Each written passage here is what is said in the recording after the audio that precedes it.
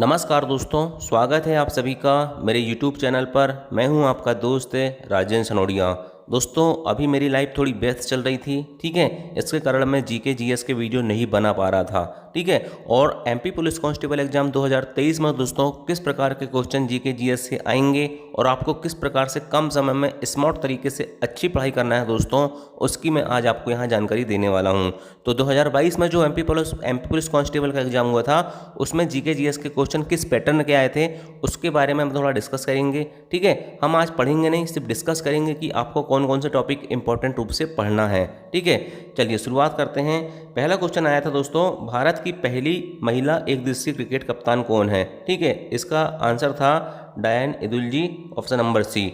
हमें पढ़ना नहीं है, बस मैं ये कहना चाह रहा हूँ कि भारत की जितनी भी प्रथम महिला हैं, प्रथम पुरुष हैं, ये सब आपको क्या करना है, याद करना है, ठीक है। ये चीज़ इंपॉर्टेंट है ना। इसके बाद नेक्स्ट क्वेश्चन देखते हैं। विश्व व्यापार संगठन कितने सदस्यों का अंतर्राष्ट्रीय संगठन है जो राष्ट्र के बीच व्यापार के नियमों से संबंधित है। विश्व व्यापार संगठन मतलब क्या होता है, WTO होता है, वर्ल्ड ट्रेड ऑर्गेनाइजेशन। 1 जनवरी 1995 को स्थापना होती है इसकी और 164 सदस्य इसमें हैं, ठीक है। ये सब चीज़ें अभी मैं पढ़ाऊंगा, लेकिन आपको क्या करना है, आपको ये करना है कि सारे अंतर्राष्ट्रीय संगठन याद होना चाहिए, ठीक है। उसमें कितने सदस्य देश हैं, उसका काम क्या है, उसका हेडक्वार्टर मुख्यालय कहाँ पर है, ये सब चीज़ें आपको पढ़ना है, ठीक है। चलिए नेक्स्ट क्वेश्चन देखते हैं।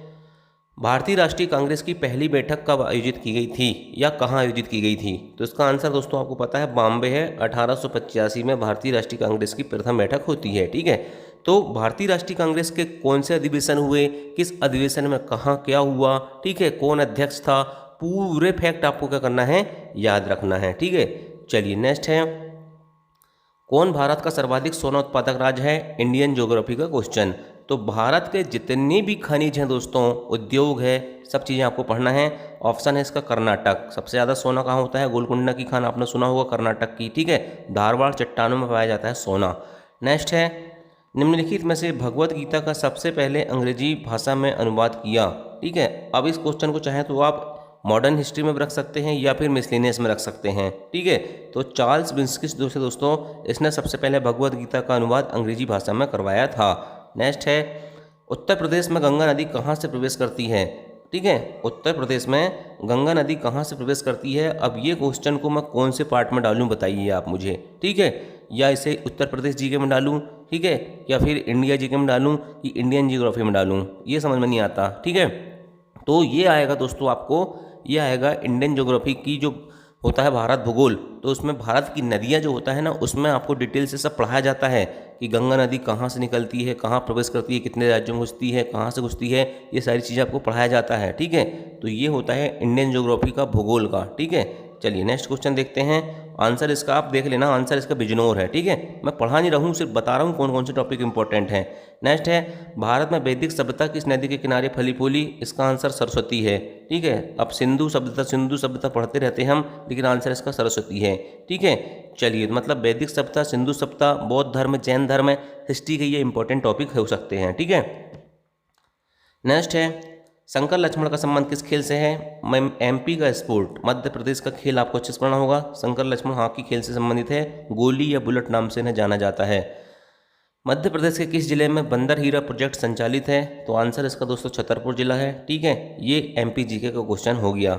नेक्स्ट है, गोविंदगढ़ पहले किस शासकों का ग्रीष्मकालीन निवास था, ठीक है। तो ये आपका दोस्तों आंसर रेवा लिखा है इसमें, ठीक है। रेवा तो नर्मदा का नाम होता है, लेकिन किस शासकों का ग्रीष्मकालीन निवास था ये पूछा है, ठीक है। चलिए नेक्स्ट है, रेवा नहीं रीवा शासकों का ग्रीष्मकालीन निवास था, ऐसा सही होना चाहिए, वो रेवा लिख दिया उसने, रीवा लिखना था उसको, ठीक है।